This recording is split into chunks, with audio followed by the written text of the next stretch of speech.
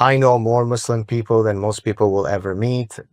All of them have been soccer player friends of mine, and we have fun together, and none of them have tried to kill me. And so the fact that I say that Islam is a profoundly antithetical ideology to our Western liberties and freedoms in no way is bigoted towards individual Muslims. So probably the most poignant and powerful lesson I've learned from having grown up in the Middle East as a Lebanese Jew is that you might want to carefully think about whether you wish to increase immigration from Islamic societies. What is it that undergirds Western civilization, and is Islam something that is compatible with that? Take a look at this clip over here with Gad Saad talking on the Free Press, and they're having a whole conversation about Islam and his interactions and understanding of history.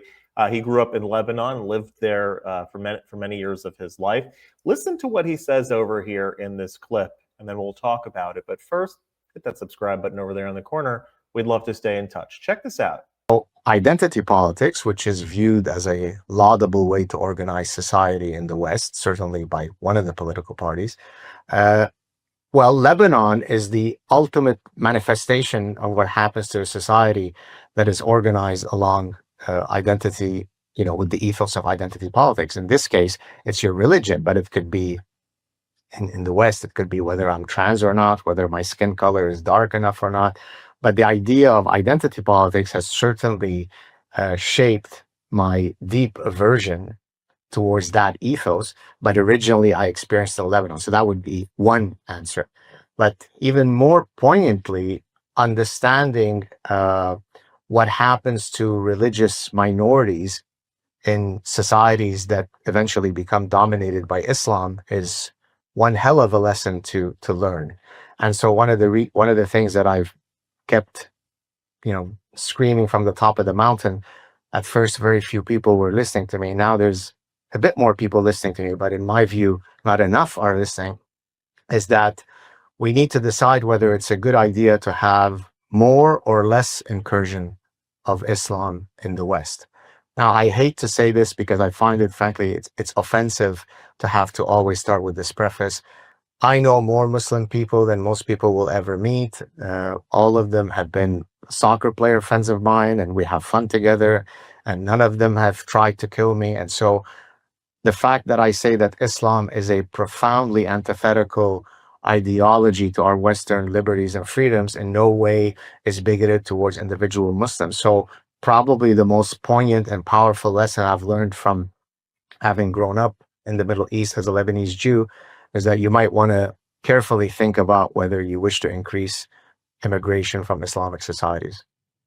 So what would you say to the argument that some people make, which is that you've got the Ottoman Empire for hundreds of years, and Jews and other minorities are living in, relative peace, and by relative I mean relative to Europe, where Jews are being persecuted left or right.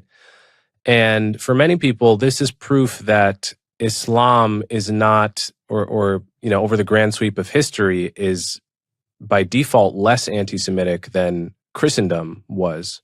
So what do you make of that argument? Right. So I'll draw this analogy, and I'm not trying to be facetious towards you, but hopefully, analogical reasoning is an important tool to understand the veracity and power of an argument. Jeffrey Dahmer and Ted Bundy, if we look at the number of days that they lived, and we calculate the percentage of days of those days that they've lived where they've killed somebody, it'll come out to about 99.9% of the days that they lived, they never killed anybody. Yet nobody would say, but come on, bruh. I mean, John Wayne Gacy, you're talking about only 27 kids he killed, or whatever it was.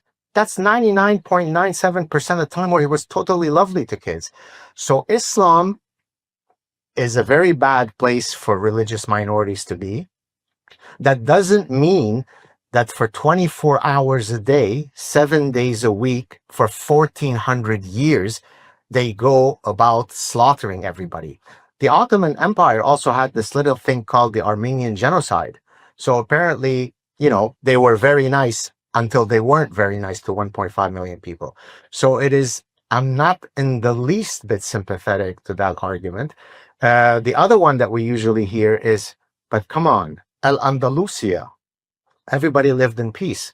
Well, I can cite you all sorts of references, including a professor that specializes in this field at Northwestern, who tells us that Andalusia was anything but a cakewalk for Jews and Christians under Islamic domination. If you live as a Dhimmi, that's the Arabic word for uh, Ahl al-Kutub, which means in Arabic, the people of the book, meaning the Christians and the Muslims that live under Islamic dominion.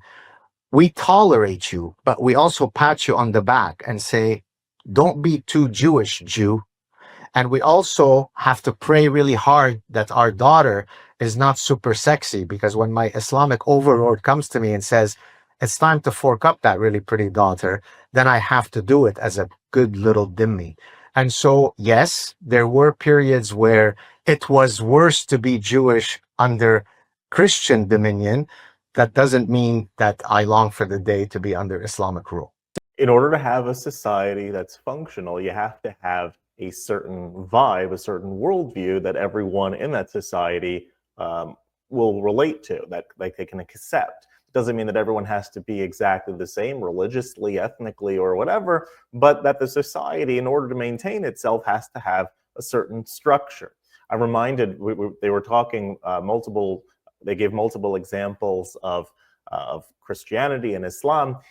But when it comes to Judaism, so in ancient Israel, you didn't have to be of the Jewish faith to live in Israel. You just had to agree to adhere to a basic moral structure of living. So again, you didn't have to fulfill all the commandments, you didn't have to keep kosher, but if you wanted to live in the land of Israel, you had to not worship idols, not curse God, not murder, not commit adultery, not eat the limb of a live animal, not steal, and not to adhere to the court system that was prevalent at the time.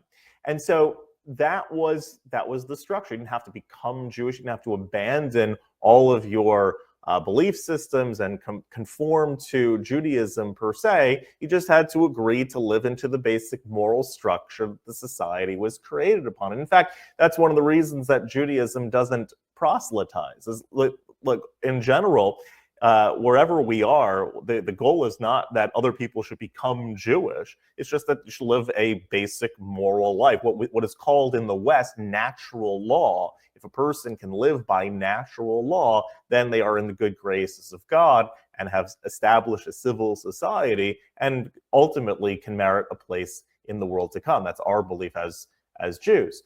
But in order to create any society and any cohesive group, we want to create a good business, you want to create a society, you want to create a family, there has to be something that represents the body structure of the group that we're talking about over here. If there are divergent, not only opinions and voices, but a divergent worldview of how it should function, and one that wants to usurp the current standard, the foundational worldview, then it's not going to work. And so for us as Americans living in an American society who are grounded in a Judeo-Christian, what I like to call Hebrew Bible values, so much so that our founding fathers viewed themselves as the new Israel leaving Egypt. They were leaving England, crossing a new Red Sea, the Atlantic Ocean, and winding up in a new promised land where they'd have the ability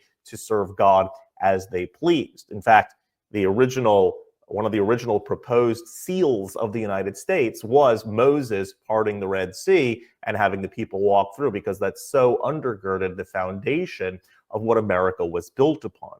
These Hebrew Bible values in civil society, of liberty, of belief in God, and belief in the divine image of God that everybody possesses, is something that is inherent in our society. It's what Western values are shaped upon. And the more that we can get in touch with that history, and the more that we cherish what those values actually are, that's how we continue that our destiny be to the place that we want it to go. All sorts of ideologies, left and right, have over the years, over the centuries, in the United States and throughout the Western world, have tried to make their mark and cause that the United States or the Western world sway from it, what undergirds it. And we need to stay strong in who we are. That doesn't mean that we don't let people in. It doesn't mean that we are judgmental or are putting off anyone from based on religion, color, creed, or anything like that. Everyone should be welcomed. The caveat, though, is that you have to agree to live on a societal level. You have to agree to conform yourself to the basic principles that shape Western society. If you can do that, then we dwell together in great joy and happiness, the way that it should be. If you like this content overall, hit that subscribe button over there in the corner. We'd love to stay in touch. Take care.